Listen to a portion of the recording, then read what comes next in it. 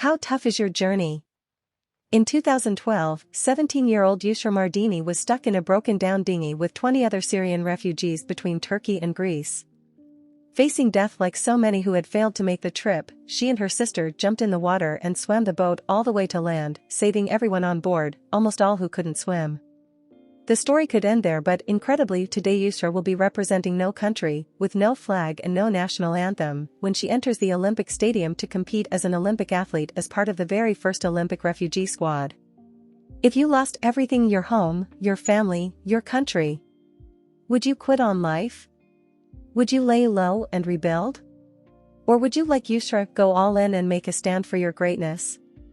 In 2012, Yusra's family home was destroyed in the Daraya massacre, when Assad's forces killed hundreds of his own citizens in their homes. For the next 3 years, Yusra and her family tried to return to normality, but school was cancelled practically every week or someone is shooting, and then you have to run. So Yusra and her sister made a bid to escape getting smuggled to the Turkish coast to board a dinghy heading to Greece. As Mardini remembers, there were 200, 300 people there, everyone waiting until there are no police in the sea so they can go.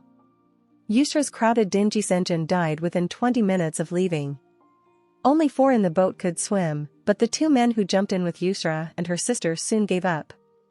Yusra says, "I was thinking, what?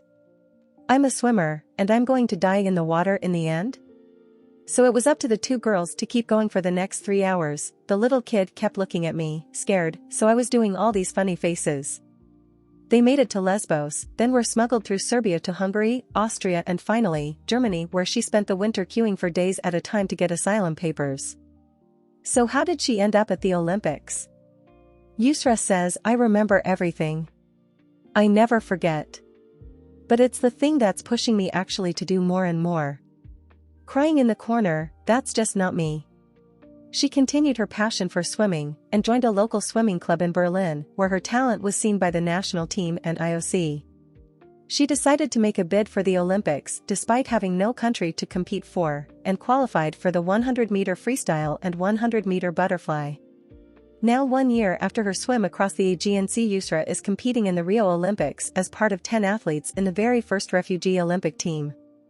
She will be in the stadium tonight for the opening ceremony, saying, "I want to show everyone that, after the pain, after the storm, comes calm days.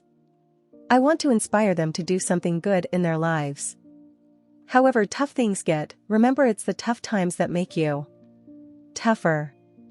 So when you've got the option to sink or swim, keep on swimming." Pierre de Coubertin, who founded the modern Olympics, said about the Games, "The important thing in life is not the triumph, but the struggle." Yusra adds to that, "My message at these Games, never give up."